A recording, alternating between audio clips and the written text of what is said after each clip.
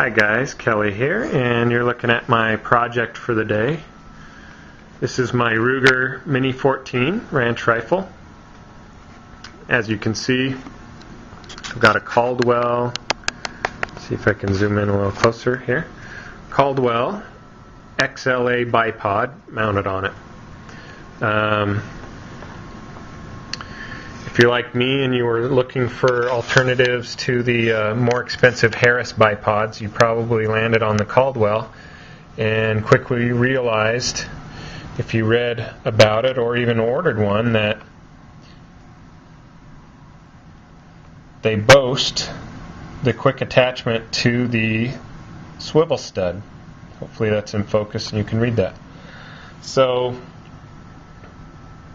the remedy for a Mini-14 owner, obviously, is to add a swivel stud where none existed before, so that you can then mount your Caldwell XLA Bipod to it. That's easy enough to do, and I'm going to break down the gun and kind of show you how I did it here in a moment. I did it with just your standard Uncle Mike's 2520-0 swivel studs. Comes with the package comes with two and a couple of washers if you want to use those. I chose not to. Comes with a 1/2 inch stud and a 3/4 inch stud. The 1/2 inch is for the front. Either way, you're going to end up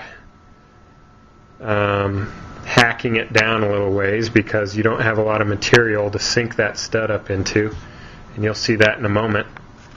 But you may be wondering why I chose to mount it so far back on my stock. Well, for a few reasons. Number one, this is the 13-inch model, 13-inch retracted, can get all the way up to 23 inches when I put it all the way out. But I didn't want those legs, when I've had these guys collapsed, sticking out past the end of my rifle, or the end of my barrel. So what I did was kind of laid them down side by side and kind of marked about where this mount wanted to find that stud.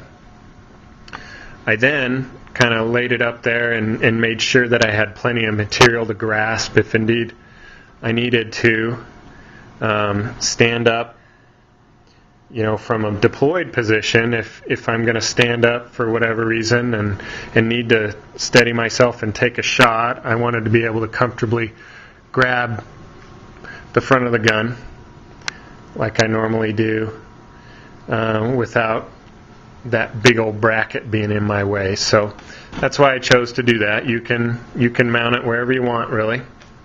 Just follow the directions. It's easy enough to do. And I'm going to stop the video now, break down the gun, and kind of show you what I did to get that stud in there. Okay, so here we are with my Mini-14 broken down. And once again, to fit this Caldwell XLA Bipod, no matter what size, I believe they're all swivel attached. Well, I don't know. I don't know that for sure, but you got to get your, I don't know if this is focusing or not, you got to get your swivel stud mounted through your stock. So one issue that you quickly run into when you go to mount that 1/2 inch long swivel is that you only have a 1/4 inch worth of material to work with. So the instructions tell you to use a 7/16 inch bit, 1/4 inch deep, and then 5/16 the rest of the way through the hole. I think that's just so that you can get this thing started easily in this hard wood. I used just the 5/16 because I was kind of worried that I'm only going to get to bite into 1/4 inch worth of material, so I wanted this as tight as possible, and that seems to have worked out great. One thing I did have to do, obviously, is grind down with a Dremel tool. You can use probably a grinder or maybe even a hacksaw if that's all you have, but you got to cut this stud down to where it doesn't protrude through the material, because you've got to lay this metal piece down inside here, obviously, when you reassemble, and you can't have that stud sticking up through that wood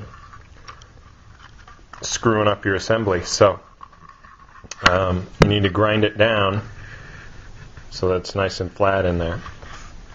I did that just by removing it, grinding some off, putting it back in, seeing if I like to fit. But after having done this, I'm not worried about this thing tearing out at all. It's nice and snug. I don't think it's going anywhere. If you're worried about it, you could probably line the inside of that hole before final assembly with some epoxy. Just mix up some epoxy, put it in that hole, screw it in, and you're probably set for life. But like I said, after doing this project, I don't think I needed to do that. Now let me come over here to the bipod unit and show you exactly how this works. So those swivel heads obviously have a hole through them, and what happens is this bipod has these little fingers that stick up through the mounting plate, and these fingers each have these little nubs on them.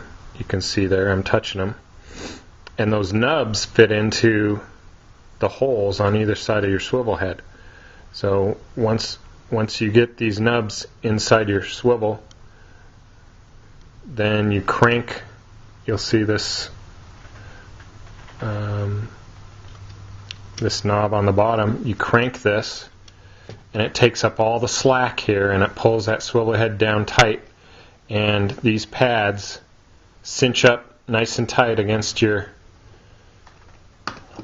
wood stock, or I guess your synthetic stock, whatever stock you're mounting this on. But they did glue some pads there so you don't mar it up. One issue I ran into was when I got my swivel head in there, I realized I couldn't cinch this up tight enough to where it would actually start to pull through and tighten down enough, because this black plate that they lay it on top didn't actually allow these fingers to go down through. So what I had to do is take a file, and hopefully I can show this to you and get a good focus. I'll push those fingers through.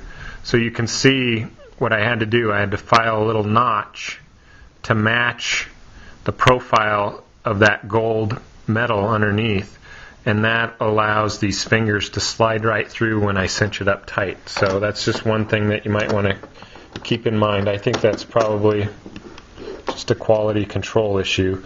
They laid down this plate right over that gold material, which does have those notches carved in it, and this plate doesn't have them, so it kind of impedes. There's a little bump on each side of these fingers that impedes their ability to go down through there when you cinch it up tight. So that's one thing you may have to do. Don't send it back, just take a little file to it and make sure you have enough clearance that when your swivel head's in there and you cinch it down, it can pull it on through there. That's all I'm saying. So that's that. Hope you guys enjoy. Just want to let you know that you didn't have to go with the Harris bipod, which comes with an adapter for the Mini-14. You can just simply add a swivel stud to your Mini-14 like I did. Just locate it where you want, follow the directions, maybe leave out the part of using that 7/16 drill bit. Just use the 5/16 like I did, so that you have a super tight hole for it to screw up into. And obviously don't let it protrude through. You want to grind that down. So that's that. Enjoy, guys.